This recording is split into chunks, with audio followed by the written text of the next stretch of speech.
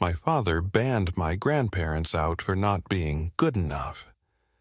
Hours later, an ambulance arrived at their home. His cruelty was his final mistake. It drove me to expose a massive financial betrayal that stripped him of his perfect life in front of the entire town. The mornings in the River Arts district of Asheville, North Carolina, usually possessed a clarity that I could not find anywhere else. My studio apartment was a sanctuary of clean lines and intentional spaces. As a graphic designer, I believed that truth was found in the removal of excess. Every sketchbook was aligned, every digital file was categorized, and the sunlight hitting my industrial desk felt like a promise of honesty. I spent my days distilling complex ideas into simple shapes, searching for the core of a brand. I lived by the philosophy that if you have to hide behind clutter, you are probably lying about the product. Unfortunately, that was a lesson my father had forgotten long ago. The drive from Asheville to Highlands felt like traveling between two different worlds. Asheville was grit creativity and the smell of roasting coffee. Highlands was manicured silent and smelled of wealth that tried too hard to be inconspicuous. My father, Robert Vane, and his wife Sloane lived in a sprawling mountain contemporary villa that looked more like an art gallery than a home. It was a structure of glass and steel that seemed to stare down at the surrounding forest with a sense of entitlement. When I arrived for Thanksgiving dinner, the air inside the house was thick with the scent of expensive sandalwood and the sharp acidic notes of a vintage Napa Valley Cabernet. The lighting was curated to hide every wrinkle and every flaw. Sloane moved through the room in a silk dress that cost more than my monthly rent, her smile as polished and cold as the marble countertops. The guest list was a collection of people who measured their worth in stock portfolios and real estate acquisitions. I stood near the floor-to-ceiling windows, listening to a man in a bespoke suit explain why he was liquidating his assets in the city. There was no laughter here, only the calculated clinking of crystal and the hum of soft jazz that felt like a barrier against the real world. I had brought a small, vibrant bouquet of wildflowers for my grandmother, Eleanor Vane. I had picked them near the trail in Waynesville the evening before, remembering how much she loved the unscripted beauty of the Blue Ridge Mountains. They were messy, colorful, and smelled of the earth, a stark contrast to the sterile white orchids that Sloane had arranged in every corner of the house. I had handed them to a server earlier, asking him to place them in a vase for my grandparents' arrival. An hour into the cocktail hour, I realized I had not seen my grandma Eleanor or my grandpa Arthur. I moved toward the kitchen, hoping to find them helping with the meal as they always did. Instead, I found the kitchen staffed by hired professionals. As I turned to leave, something caught my eye in the large stainless steel trash bin tucked under the prep station.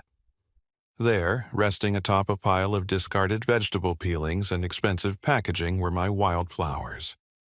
They were crushed, their stems broken, cast aside like a piece of refuse that threatened the aesthetic of the room. A cold knot tightened in my chest. It was not just about the flowers. It was about what they represented. I found my father in the study swirling a glass of dark amber bourbon. He looked at me with a distant, practiced warmth. I did not waste time with pleasantries. I asked him where Eleanor and Arthur were. I asked him why their place settings were missing from the long mahogany table in the dining room. Robert set his glass down on a leather-topped desk. He did not look ashamed. He looked inconvenienced. He told me that Sloane had decided to keep the guest list focused this year. He said that my grandparents were getting older and that the drive from Waynesville was too much for them. I told him that was a lie, that I had spoken to them 2 days ago, and they were excited to see the family. Then he looked me directly in the eye, his voice dropping into a flat corporate tone. He told me that this was an important evening for their social standing in Highlands.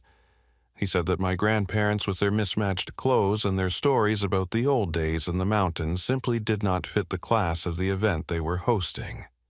He said it as if he were explaining a logical business decision.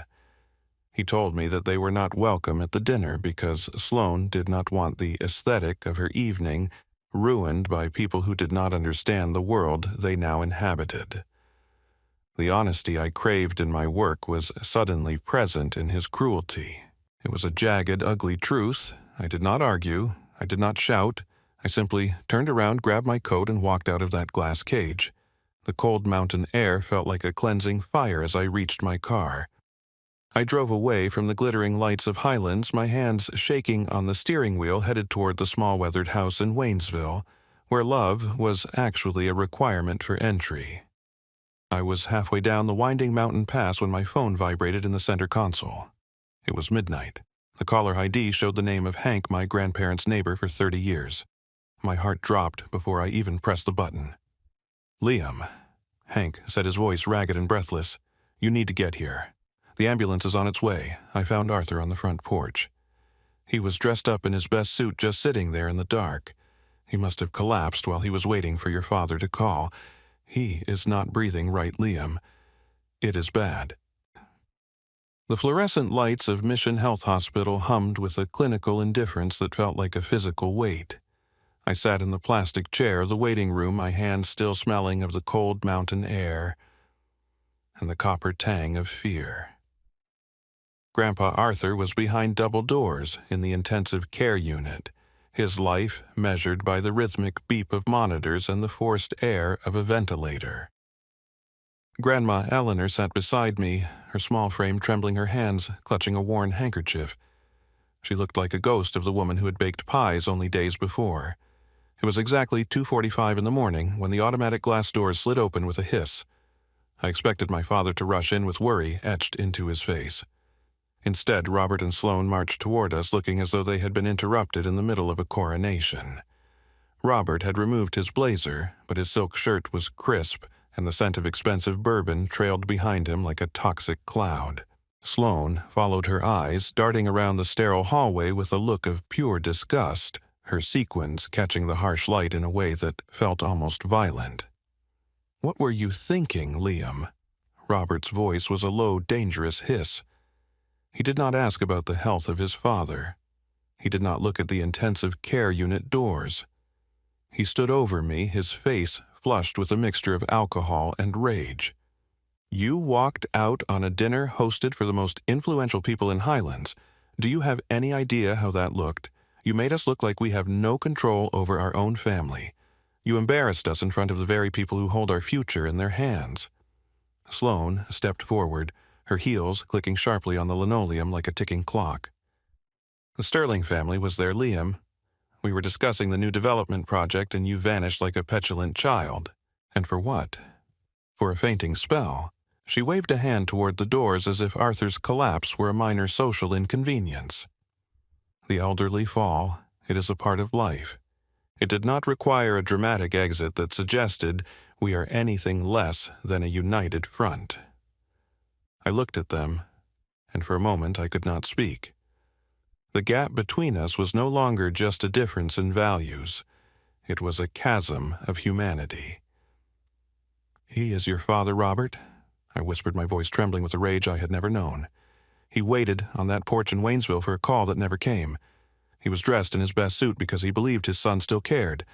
He almost died because of your vanity." Robert leaned in, his eyes cold and devoid of empathy. "He is old. This is what happens. We do not stop our lives for every stumble. You made a spectacle, and the rumors in town are already starting. I expect an apology to Sloane tomorrow for the way you treated her guests." They turned away to speak to a nurse, not with concern, but with a demanding tone about the quality of service and the privacy of their family name.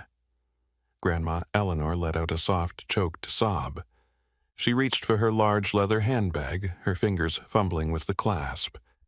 "Liam, my heart pills. I think I left them in the side pocket. I cannot breathe right." I took the bag from her, my own heart racing. I began to search through the clutter of receipts and old peppermint wrappers. My hand brushed against a thick manila envelope tucked into a hidden compartment. It felt heavy and out of place. Curiosity, fueled by the adrenaline and the betrayal of the night, forced me to pull it out. As I looked for the medication, the envelope spilled open on my lap. I saw bank statements, but they were not for a simple savings account. They were records of systematic exploitation. My eyes scanned the lines and the numbers began to scream at me. There was a copy of a check for $7,500. It was made out to the private academy where Sloane's son was enrolled. The signature at the bottom was a shaky forced version of Grandpa Arthur's handwriting. Next to it was a series of automatic monthly transfers. $1,400 every single month drained directly from their modest pension and Social Security. It was not a gift. It was a financial bleed. They were paying for Sloane's luxury lifestyle and private school tuition while their own roof in Waynesville was leaking and their pantry was half empty. My breath caught as I reached the final document in the pile. It was a loan application for $45,000, a business expansion loan in my father's name. I turned to the signature page expecting to see Robert's name alone. Instead, I saw a second line. Co-signer Liam Vance. The signature was a perfect digital replica of my own. I had never seen this document. I had never agreed to back a $45,000 loan for a man who lived in a Highlands villa while stealing from his own parents. I realized with a sickening jolt why my recent applications for a new design studio space had been mysteriously flagged by the bank. My credit score, the foundation of my independence and my career as a graphic designer, was being systematically dismantled to fund my father's delusions of grandeur. I looked up from the papers to see Robert laughing quietly at something the nurse had said, his hand resting on the small of Sloane's back as if they were at a garden party. They were predators draped in silk. I looked at the folder, then at the man who had raised me to believe in integrity. The betrayal was so deep it felt like a physical wound. I tucked the medication into Grandma Eleanor's hand, but I kept the envelope hidden beneath my coat. My father thought he had won. He thought he could use us as a resource to be consumed and discarded. But as the sun began to rise over the Blue Ridge Mountains, casting a cold light on the hospital walls, I knew that the aesthetic of his perfect life was about to be shattered by the one thing he could not buy: the truth. As a designer, I knew that when a system fails, you do not ignore the error. You trace the code to its source. You isolate the bug. You delete the corruption. Sitting in my studio in Asheville the following morning, the clean lines of my workspace felt like a mockery of the chaos within my family. I realized that my father Robert and Sloane were not just a social embarrassment, they were a systemic failure. I opened a new file on my computer, but I did not label it with a client name. I titled it, Project Truth C0. 1. I called Sarah, a friend from my university days who had built a reputation as one of the sharpest estate attorneys in western North Carolina. We met at a quiet corner of a cafe in the River Arts District. I laid the manila envelope on the table, the stolen pension funds, the $7,500 tuition payment, and the forged $45,000 loan document. Sarah did not speak for a long time as she flipped through the pages. Her expression shifted from professional curiosity to a cold, focused anger. Liam, this is more than just greed. Sarah whispered, her eyes tracking the flow of money. This is a coordinated effort to strip them of their assets. But there's something you have not seen yet. I did a preliminary search of the Buncombe and Haywood County court filings this morning when you mentioned the tension. She pulled a tablet from her bag and slid it across the table. My heart stopped. It was a petition for involuntary guardianship. Sloane had filed it 3 weeks ago, claiming that Eleanor and Arthur were mentally incapacitated and incapable of managing their own physical or financial well-being. The goal is not just the money, Liam, Sarah explained. If the court grants Sloane guardianship, she gains total control over their lives. She can move them into any facility she chooses. And, more importantly, she can liquidate their assets. She has already listed the Waynesville house on a private real estate network for pre-market interest. She is planning to sell the family home to pay off that $45,000 loan and fund her lifestyle in Highlands before you or the authorities even realize what has happened. The betrayal felt like a physical blow. The house in Waynesville was not just wood and stone, it was the repository of every memory I held dear. It was the smell of wood smoke and the sound of my grandfather's laughter. To Sloane, it was merely a line item on a balance sheet. I drove back to Mission Health Hospital. I needed to see him. I found Grandpa Arthur awake, though he looked smaller than he had only 24 hours ago. He was propped up against the pillows, the hospital gown pale against his skin. But it was the chair next to the bed that broke my heart. Folded neatly over the back was his suit jacket, and resting on top of it was the green necktie. The knot was still tied, but it had been loosened, the silk frayed at the edges. It was a monument to a man who refused to let go of his dignity, even when his own son had abandoned him on a porch in the cold. Seeing that loosened knot felt like seeing a flag at a half-mast. My grandfather was a man of the mountains, strong, silent, and enduring. To see him reduced to a patient in a sterile room, targeted by the people he had spent his life helping, was the final catalyst I needed. I leaned over and took his hand. It was rough, calloused from years of honest labor. "I am going to fix this, Grandpa," I promised. He did not have the strength to speak, but he squeezed my hand, a faint glimmer of the old fire returning to his eyes. I spent the next 3 days in a state of hyper-focused observation. I did not confront my father or Sloan. Instead, I became a ghost in their machine. I used my technical skills to set up a secure digital vault for all the evidence Sarah and I were gathering. Every time my father called to berate me for ruining his reputation, I recorded the conversation. I sat in my car outside their villa in Highlands, capturing the arrival of luxury furniture deliveries that were being paid for with my grandmother's pension. I gathered affidavits from the neighbors in Waynesville, men like Hank, who had witnessed the neglect. I tracked the digital footprint of the forged loan, finding the IP address used to e-sign my name. It traced back directly to the home office in the Highlands villa. I was no longer just a grandson or a designer. I was a digital auditor of a moral bankruptcy. Robert and Sloan believed they were untouchable because they were wealthy and well-positioned. Oh, they believed my grandparents were too old to fight and that I was too artistic to be a threat. They were wrong. They had treated their family like a program they could rewrite to suit their needs. They did not realize that I was the one who knew how to read the code. The investigation was nearly complete. I had the records, the recordings, and the legal counterfilings ready to stop the guardianship. But I did not want to just stop them in a courtroom. I wanted the community they so desperately craved to see them for exactly what they were. I began to prepare the final presentation for the Waynesville Market Festival, the one place where their carefully crafted aesthetic would meet the raw, unyielding truth of the people they had betrayed. The Saturday market in Waynesville was the beating heart of our community. The air was filled with the scent of roasted peanuts, fresh apple cider, and the earthy aroma of dried tobacco leaves. Under the shadow of the Blue Ridge Mountains, neighbors gathered to trade stories and support local artisans. It was a place of deep roots and long memories which made it the perfect stage for the truth. I saw them before they saw me. Robert and Sloan arrived in a polished black sport utility vehicle that looked entirely out of place against the backdrop of weathered pickup trucks. They stepped out wearing coordinated high-end outdoor apparel, their smiles wide and practiced. They moved through the crowd like politicians, stopping to pat shoulders and offer hollow greetings. They were here to perform a role the devoted son and the caring daughter-in-law, attempting to drown the whispers of their neglect with a display of manufactured warmth. They had even brought a large gift basket supposedly for my grandparents, though they knew Arthur was still recovering in the hospital. I did not wait for them to find a rhythm.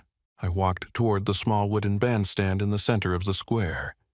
As a graphic designer who had volunteered my skills for this festival for years, the organizers did not hesitate when I asked to use the microphone and the large digital screen normally used for community announcements.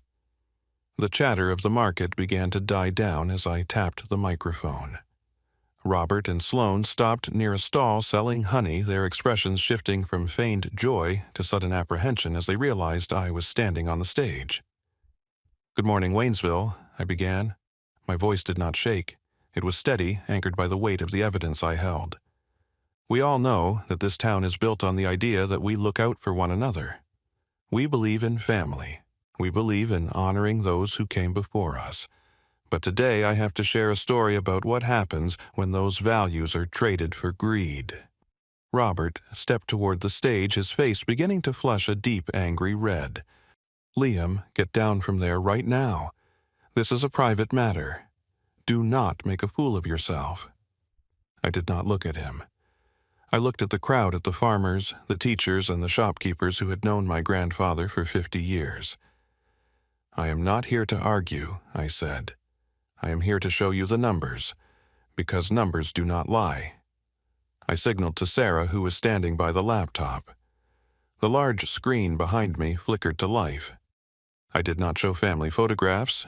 I showed the graphic analysis I had spent all night preparing. The first slide was a high-resolution scan of the check for $7,500 money taken from my grandfather's savings to pay for a private school for a child who was not even his own. The next slide showed the monthly $1,400 withdrawals, a systematic draining of a pension that was meant to provide security in old age. The crowd gasped. I heard a woman near the front whisper, "Shameful." But I was not finished. "This is not just about money," I continued. "This is about a betrayal of the soul." I advanced the slide. The screen filled with the legal petition for involuntary guardianship. I highlighted the paragraph where Sloan had claimed my grandparents were mentally incompetent so she could gain the legal right to sell the house right here in Waynesville, the house Arthur built with his own hands. The silence that followed was absolute. It was the silence of a community realizing they had a predator in their midst. Sloane's poise shattered. She began to scream, her voice high and shrill, accusing me of digital manipulation and slander. She tried to push through the crowd to get to the stage, but the people of Waynesville simply closed ranks. They did not move. They formed a wall of denim and flannel, blocking her path with the silent, immovable weight of their collective judgment. "And finally," I said, my voice rising over Sloane's frantic shouting, "there is the matter of the $45,000 loan. A loan my father took out by forging my name as a co-signer, nearly destroying my business and my future to fund a life he could not afford in Highlands." I projected the signature page. Beside it, I placed a sample of my actual signature. Even to the untrained eye, the digital forgery was obvious. It was a cold, calculated theft of my identity. Robert stood frozen at the edge of the stage. For the first time in my life, I saw him without his mask. He looked small. He looked defeated. He looked like a man who had realized that his reputation, the thing he valued above all else, had vanished in the span of 5 minutes. At that moment, the low, steady pulse of blue and red lights appeared at the entrance of the market square. 2 cruisers from the Waynesville Police Department pulled onto the grass. I had called them an hour before, providing the digital evidence of the loan fraud and the financial exploitation of the elderly. As the officers stepped out of their vehicles, the crowd parted, not to let Robert and Sloan escape, but to lead the police directly to them. The happy family facade was gone. There was only the harsh light of the morning and the inevitable arrival of justice. I turned off the microphone and stepped down from the stage, walking away from the chaos and toward the hospital. I had a green tie to return to a man who had finally been set free. The fall of Robert and Sloan was not a sudden explosion, but a slow, quiet crumbling of everything they had built on lies. The legal proceedings regarding the forged $45,000 loan and the systematic exploitation of my grandparents took months to resolve. Robert's reputation in the Highlands and Asheville business circles vanished overnight. Facing mounting legal fees and the crushing weight of public shunning, they were forced to sell the glass villa at a loss. They left the Blue Ridge Mountains under the cover of night, heading toward a city where no one knew their names or the stories of the people they had betrayed. For them, the aesthetic of their lives had been replaced by the cold reality of consequence. I made a choice that my former self in the River Arts District would not have understood. I packed my studio in Asheville and moved into a small sun-drenched wooden house just 2 miles down the road from Grandma Eleanor and Grandpa Arthur in Waynesville. I realized that my success was not measured by the prestige of my clients, but by the impact of my work on the community that had raised me. I began using my design skills to help local artisans, the potters, the honey farmers, and the woodworkers who had spent their lives perfecting their crafts without ever knowing how to tell their stories to the world. My new studio smelled of sawdust and fresh mountain air rather than industrial cleaners. I was no longer just a graphic designer. I was a storyteller for the soil. It was during one of these local projects that I met Claire. She owned a small flower farm on the edge of town, a place where rows of dahlias and snapdragons grew in intentional, vibrant chaos. Unlike Sloane, who demanded the rigid perfection of orchids, Claire understood the beauty of the unscripted. Wildflowers have a different kind of strength, she told me one afternoon as we worked on a new branding project for her farm. They have to survive the wind and the frost without a greenhouse. That makes their colors deeper. She was the first person who truly understood why I had brought those crushed flowers to the Highlands villa. She did not see a mess. She saw a legacy. Over time, her presence became a quiet, steady rhythm in my new life, a reminder that there were people who valued the roots more than the display. By the time the last of the autumn leaves had turned to a deep burnt orange, we held our own Thanksgiving. It was 2 weeks late, but for the first time in years, the timing did not matter. There was no glass villa, no imported wine, and no social climbing. We gathered in the small kitchen in Waynesville, the air thick with the scent of nutmeg, cinnamon, and roasting chicken. Grandma Eleanor moved through the kitchen with a renewed lightness. Her hands were steady as she placed a pumpkin pie in the center of the wooden table. It was not a curated dessert flown in from a distant city. It was a masterpiece of tradition, its crust slightly imperfect and its warmth filling the room. Grandpa Arthur sat at the head of the table. He was thinner now, and he moved with a cane, but his eyes were bright and clear. He wore his old suit jacket, but the detail that caught my breath was the green necktie. It was knotted, perfectly pulled tight against a clean white collar. It was no longer a sign of a man waiting for a call that would never come.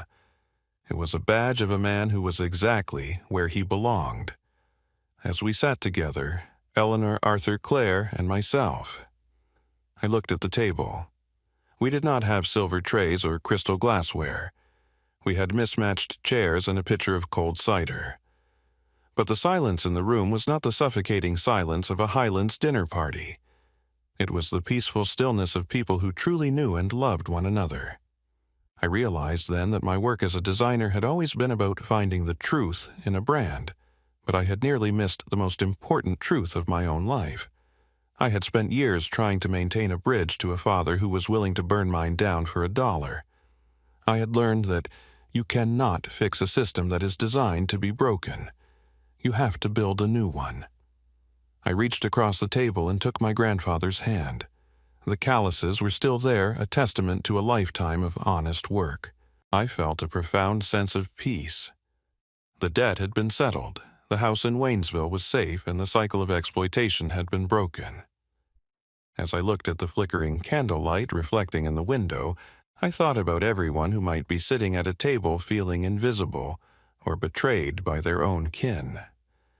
I wanted them to know that the walls do not have to stay up. You can walk out of the glass house and find your way back to the forest. Family is not about the blood you carry, but the way you protect those who once protected you. It is not found in the grand gestures or the expensive gifts, but in the quiet courage to stand for the truth when the world asks you to lie. It is the pumpkin pie on a scratched wooden table, the smell of wildflowers in a simple jar, and the dignity of a green tie worn for those who truly see you. I am Liam, and this is the truth of how I saved my family by finally letting go of what was never real. How did Liam's story resonate with you? Please share your reflections in the comments. Your feedback helps me create even better content.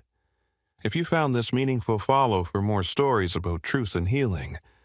Let's keep this conversation going. Your support truly matters,